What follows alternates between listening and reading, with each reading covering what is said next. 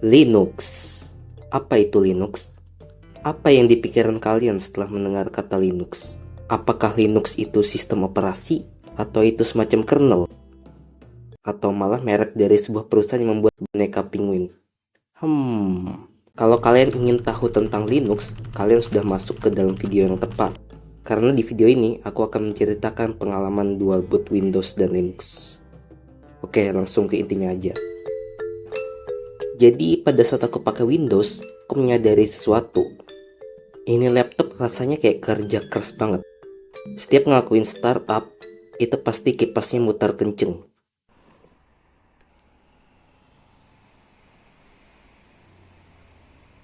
Laptop ini memang bukan laptop yang punya spek luar biasa, tapi aku bisa memaklumi karena ini laptop budget. Tapi ada masalah yang terjadi. Aku masuk ke jurusan RPL dan nanti akan memakai aplikasi Android Studio. Dan kalau kalian pernah mencoba ini aplikasi, kalian pasti tahu konsumsi resource-nya seberapa besar. Aku bahkan sering mengalami kayak crash.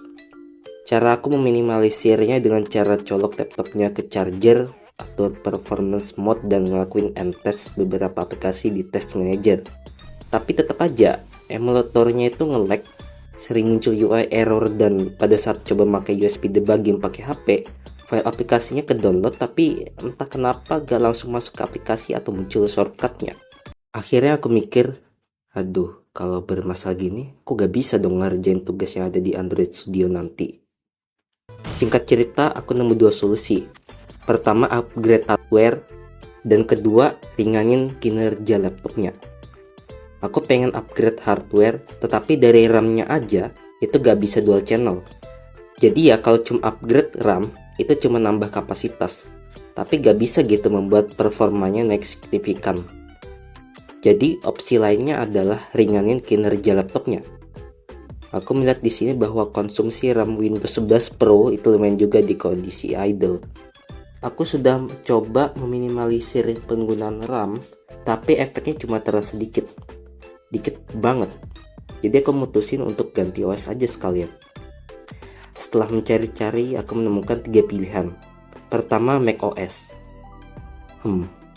Mahal. Chrome OS ringan sih, gratis juga, tapi aplikasinya masih sedikit.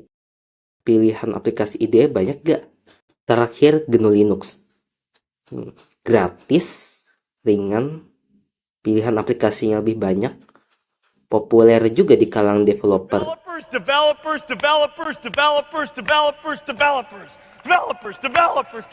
Jadi akhirnya aku pilih GNU Linux. Setelah itu aku siapin SSD internal, tambahnya baru aja dipasang dan bakal install Linux di sana. Aku riset berbulan-bulan buat ngelakuin hal ini. Karena kalau kita ingin install Linux, kita harus pilih distro Linux dulu. Dan jumlah distro Linux itu ada ratusan. Atau mungkin ada ribuan. Ada 5 kandidat pada saat itu, yaitu Arch, Manjaro, Fedora, Ubuntu, dan Pop OS. Pemilihan distro ini itu lama banget. Aku juga sempat ngelakuin live USB dengan Kubuntu, yang banyak problemnya BTW karena cukup berat bagi flash diskku. Dan Fedora Execute, tapi singkat cerita aku memilih Fedora karena dia itu populer di kalangan developer, bukan rolling release, dan ringan juga. Ketika mempelajari tentang distro Linux, aku kepikiran untuk mencoba distro immutable atau Atomic. Distro immutable ini konsepnya menarik bagiku, karena distro ini mencegah aktivitas modifikasi kayak write di root. Cuma ada 2 folder yang bisa dimodifikasi, yaitu etc dan var. Artinya apa? Sistem kita akan selalu stabil dan minim masalah, karena file system gak mungkin bisa diotak-atik sembarangan oleh user. Jadi ya aku pilih Fedora Kinoite. Oke, kenapa Fedora Kinoite? Karena dia pakai KDE yang tampilan cukup mirip dengan Windows. Aku install file ISO-nya lalu pakai Fedora Media Writer buat bikin bootable-nya. Setelah selesai, masuk ke BIOS dan buat flash disk sebagai boot order yang pertama. Aku jalani proses installnya dan aku pada situ hati-hati banget di bagian pengaturan partisi karena takut Windows-nya kampus. Meskipun datanya di backup ya, tapi tetap aja gitu. Setelah selesai instalasi, aku menyadari masalah. Pada saat itu menu grup itu cepat banget. Kayaknya cuma sekitar 1 detik deh. Setelah itu aku tanya ChatGPT dan disuruh ketik ini. Oke, berhasil. Setelah ini sih aku gak punya masalah, mulai dari install aplikasi lewat Flatpak, install DistroBox, dan aplikasi lainnya. Kecuali ini, aku bingung kenapa ini aplikasi bermasalah. Masalahnya juga pada saat itu ngubah tema.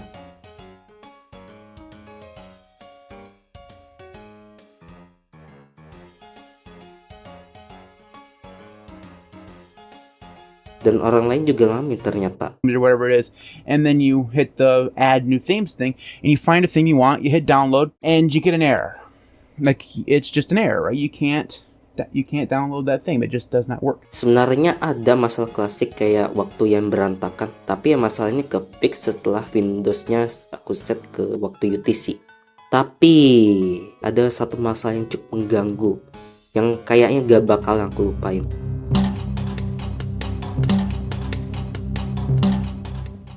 Ini masalah yang bikin aku kebingungan. Jadi pada saat itu nyatanya ingin ngebersihin isi grup. Karena aku dapat kabar bahwa Fedora 42 rilis, aku bersihin gitu ya kan pakai perintah ini. Dan dari sinilah masalah muncul. Entry yang kedua ini kayak gak terima dia akan terhapus.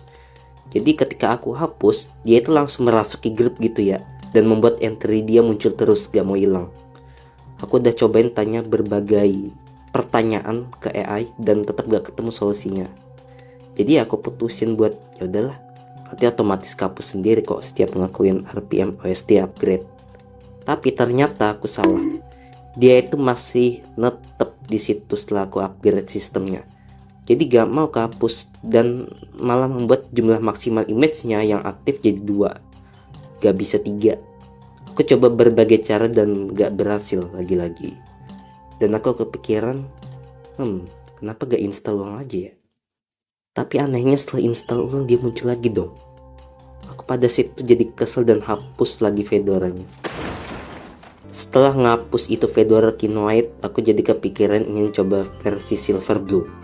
Aku install ISO-nya dan jalankan lewat USB. Semuanya berjalan dengan baik, namun ketika di bagian enable third party repository, aku pilih enable. Dan apa yang terjadi selanjutnya? Ya, initial setupnya langsung crash dan aku jadi sedikit panik. Aku coba nenangin diri dan force shutdown laptopnya. Gak bisa dong. Aku jadi panik di situ karena laptopku ketika ditahan tombol powernya malah masuk ke mode sleep. Tapi setelah berjuang selama 5 menit lebih dikit, akhirnya aku bisa juga matiin laptopnya dengan cara timing antara laptopnya lagi proses membangunkan diri dari mode sleep gitu dan langsung ditahan tombol powernya. Dan setelah berhasil shutdown, lega banget rasanya. Aku coba install ulang, lewati proses itu lagi, dan ketika melihat kata-kata enable, aku coba lewati. Dan ternyata berhasil. Aku coba back ke tampilan enable itu dan aku aktifin lagi. Crash lagi. Aku shutdown, install ulang, lewati proses itu lagi, dan aku gak bakal mencet tombol enable-nya. Selesai proses setupnya, aku senang untuk sementara waktu. Karena ada masalah ini, yaitu Compose FS. Ini tuh bikin perintah grup make config gak berhasil. Hasilnya, di grup cuma ada Fedora doang, gak ada opsi Windows dan BIOS. Solusi sementara ya, masuk ke BIOS dan atur boot priority Windows jadi yang pertama. Aku pada situ gak tahu solusinya apa dan AI pun gak bisa kasih solusi. Aku tiba-tiba mikir, coba. Oke guys, sebenarnya itu video ini mau dibuat satu video yang komplit gitu ya, tanpa dipisah-pisah oleh 2 part begini. Cuman karena melihat di part satunya aja timelinenya sudah padet banget begini, ya jadi aku putusin buat pisahin aja lah daripada nanti uploadnya bakalan lama. Jadi ya like videonya jika kalian suka, share video ini ke teman-teman kalian supaya pada tahu Linux, dan ya bye bye.